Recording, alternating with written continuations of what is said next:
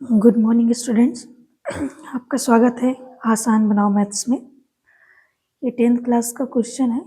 Question हमारा ये है कि एक घन की प्रत्येक भुजा 8 सेंटीमीटर है। घन का आयतन संपूर्ण पृष्ठ तथा विकर्ण ज्ञात करो। इस क्वेश्चन को करने के लिए सबसे पहले सॉल्यूशन पर ध्यान देते हैं। हम लिखेंगे दिया है घन की भुजा। घन सब लोग जानते हैं, घन लाइक स्क्वायर जैसे ही होता है। स्क्वायर का 3D आकृति बोल सकते हैं हम उसको। तो दिया है घन की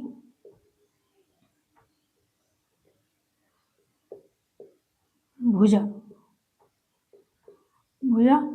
मान लीजिए हम इसको मान लेते हैं ए बराबर दिया है 8 सेंटीमीटर। तो हमें सबसे पहले क्या निकालना है? घन का आयतन। तो घन का आयतन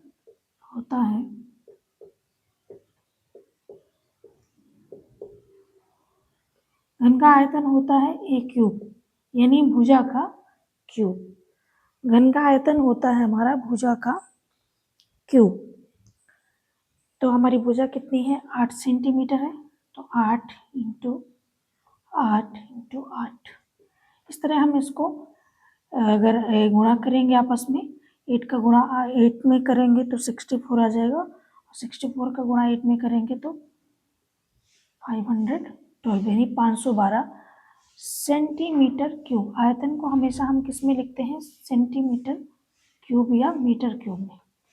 ठीक है, तो ये हो गया घन का आयतन। उसके बाद है संपूर्ण पृष्ठ।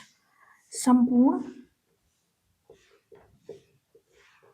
पृष्ठ, तो संपूर्ण पृष्ठ होता है 6a²। अगर भुजा ए है तो इसका संपूर्ण पृष्ठ होता है 6a²। तो हम गुणा कर देंगे। 6a का मान हमें पता है कितना है? 8 है। तो हमें ये 8 रख देते हैं। इस तरह आपस में 6 का गुणा 8 में करेंगे, फिर जो आएगा उसमें गुणा 8 का करेंगे। इस तरह हमारा आंसर क्या हो जाएगा? 384। ये जो कि संपूर्ण पृष्ठ क्या होता है? एक तरह से एरिया ही होता है। तो ये हो जाएगा स्क्वायर। क्या हो जाएगा? स्क्वायर। इस प्रकार विकर्ण, तो घन का विकर्ण कितना होता है? घन का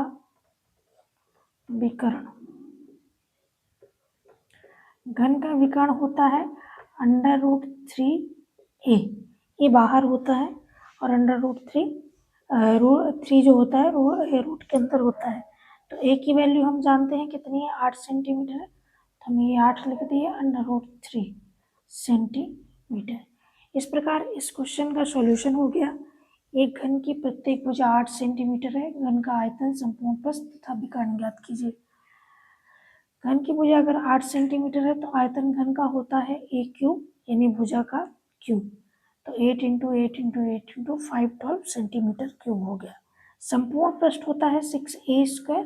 तो 6 में 8 का 2 बार गुणा करेंगे तो इस तरह हमारा सॉल्यूशन आ गया 384 सेंटीमीटर स्क्वायर।